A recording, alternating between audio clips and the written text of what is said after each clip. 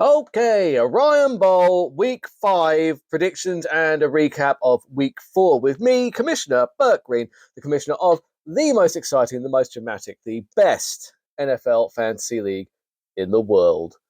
Getting a little Clarkson there for you. Pretty nice. Anyway, Week 4. God, it was a roller coaster.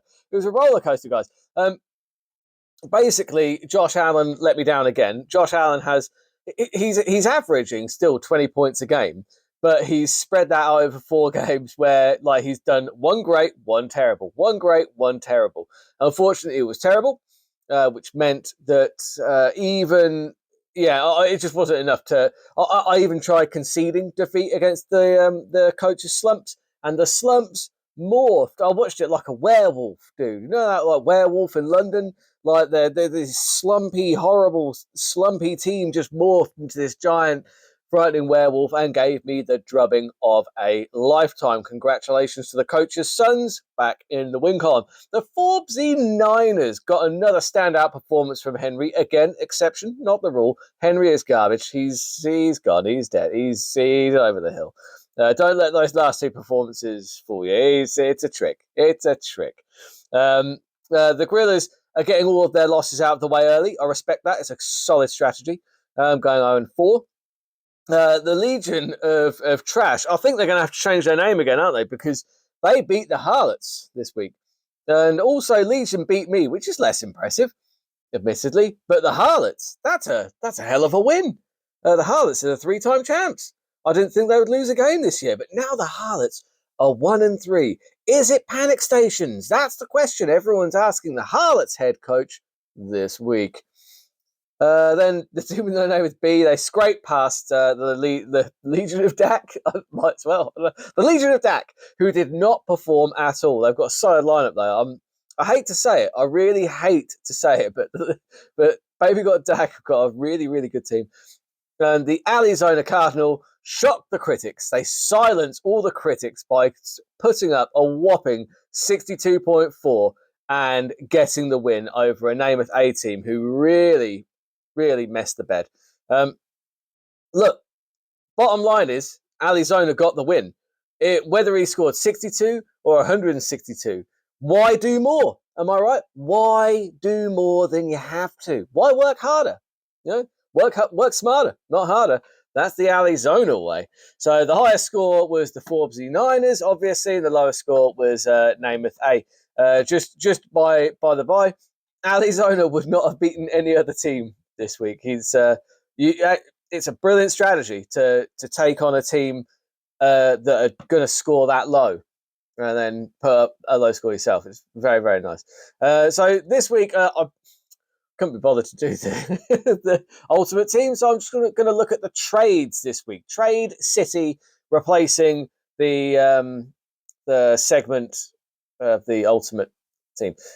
Jordan Love for Boswell. Now, let me explain this trade. Look, Jordan Love, it doesn't matter how many weeks Josh Allen lets me down. I am never playing another quarterback over Josh Allen. It's just not happening. It's not going to happen. Maybe if I had Daniels at Washington, who is on fire, but for the most part, Josh Allen is a must play. Apart from in week 12, which is his bye week. So I've got Jordan Love just sitting there, and honestly, there's loads of depth at quarterback. When you look at there's a couple of elite quarterbacks who will be good for 30 points, 20 to 30 points most weeks. And then the rest of the quarterbacks, there's about 20 of them that are all more or less guaranteed to get between 14 and 17 points like clockwork every week. And I'm going to pick up one of those week 12, and that's what I'm going to do. So Jordan Love was just sitting there. Now, I was looking at the kickers, and actually there are three, the top 3 kickers, like Aubrey, Boswell, I forget the other one. They're putting up numbers that are much, much higher. Probably Koo now, because after that performance on Thursday. Anyway, I would rather have an elite kicker than have just a quarterback wasting away on my bench. Now, I know that the coach's sons thought there was some collusion going on there. Let me tell you, there wasn't. Because Boswell was not the first kicker that I targeted. I offered the trade to the team with no name with A because I wanted Aubrey. I wanted the number one kicker on the league for Jordan Love. That's what I wanted. They turned that trade down, and I had to go for Boswell, who was number two. There was no collusion. It was literally just I wanted the one thing I needed on my team was a kicker because I've picked up Sermon this week because obviously Jonathan Taylor is out, so Church is going to be in session, going to be dropping a sermon on everybody. Oh, testify!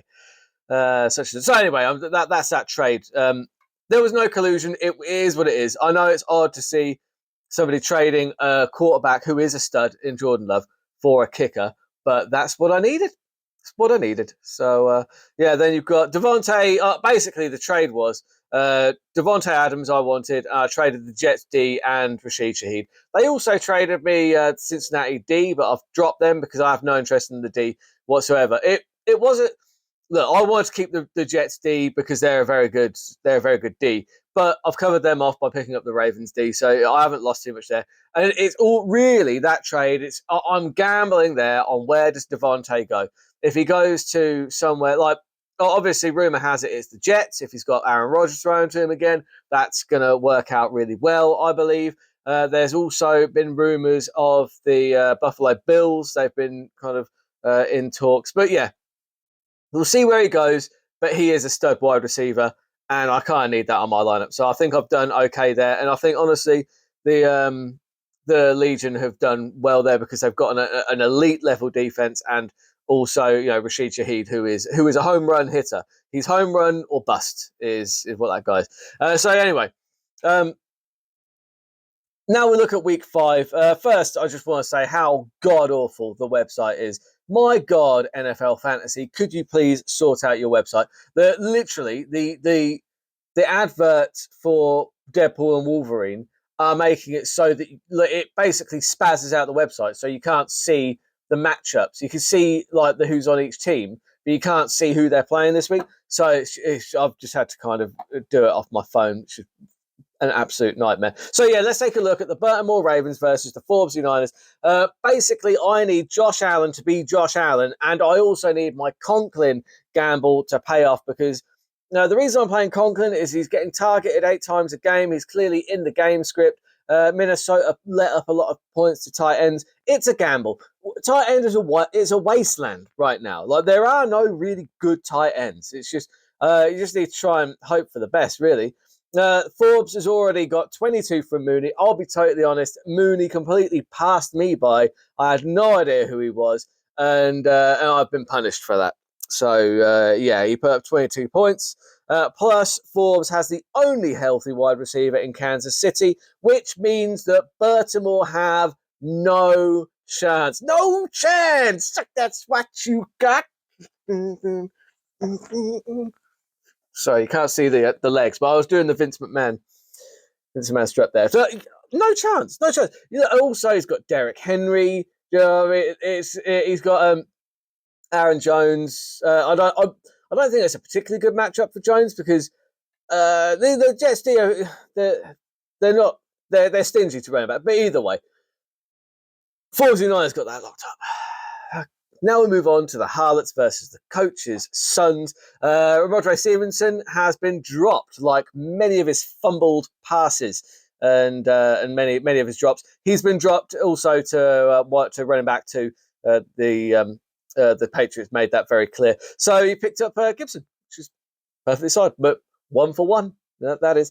Mike Evans has already done a job for 18 points. That's good. Jordan Love is probably going to pop off this week, which I know will really irk the Coach's Sons, who did not like that trade of the kicker Boswell for Jordan Love. It was all above board. Go back 2 minutes. I explained it all there. It was all above board. Fine. Everything's fine. The Coach's Sons, they're honestly the matchups for their players. They're making it hard for the Harlots. They're making me hard, quite frankly. I mean, my God, those are some lovely matchups. Walker versus the Giants, Swift versus Carolina. Oof, that's a problem. The Coach's Sons will win this one. Then you've got Baby got Dak versus the Gorillas. Dak needed more than 7 points from all those points that were put up by Atlanta on Thursday. He only got 7, so that's leaving the door open for the Gorillas, quite frankly. But on the other hand, Metcalf has a lovely matchup against the Giants, and Jefferson is on fire. Baby got Dak. They're just a good team this year. I hate to say it, but yeah, they're a great team. Really, really solid lineup. But the Gorillas have had a great start. Drake London is trash, but he came good this week with 22. I do not like the strategy of taking old running backs and going back to old clubs and then playing them both. Hunt and Elliott, they're both risky plays. I would have a look at some alternatives for that, honestly. Maybe got Dak probably takes this one, but they are up against it because Pickens is really coming into his own, and that he could take the Gorillas to a much needed first win of the season. Arizona versus Legion. Arizona must surely be putting Darnold in this week over a quarterback who likely isn't going to suit up. Playing a quarterback who is most likely not going to play is a bold strategy. I kind of like it. Yeah, a 6 from Godwin and then receiving a 16 from Koo might be all she wrote on this one. Because Ali's not been winning by wide margins, and that's only going to narrow those margins. I think Legion might be playoff bound, honestly. I think they're really good. They've got the Jets D now, but who are going to go big, obviously, because I traded them away this week, and that's how fantasy NFL works. Breece Hall and Moore both have half-decent matchups this week. Hall's just, he might not pop off every week, but he's got a good floor of about 10 points, and then the ceiling's as high as 30, 35 with him. I think that's enough to get Legion over the win, over the hump in the shape of Arizona. And my personal favourite matchup this week: Namath versus Namath, Kramer versus Kramer, 2 and 2 versus 2 and 2. So for argument's sake, this is a team with no Namath home game. A for Minnesota. Minnesota at home. They're 2 and 2, so for that reason, they're going to be the A side. They're the A side. They're the A side of this fight. Chase Brown is a dead player. I'm not sure why Namath A are playing him. We all know that Moss is the man in Cincinnati. We all know that.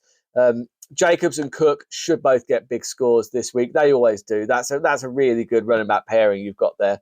Namath B is just riding Daniels this season. And why not? He's elite. Why wouldn't you? Just ride him. Let it ride, please. Let it ride. As I said, Moss is about to pop off because he's elite. Lamb has a horrible matchup against Pittsburgh. They don't give up much to wide receivers. Odunze is just awful. So I don't think there's going to be too much in the way of that one. I think the team with no Namath A, meaning Minnesota, the home team, are going to take this one. But as always, if I've picked you to win, prove me right. If I've picked you to lose, prove me wrong.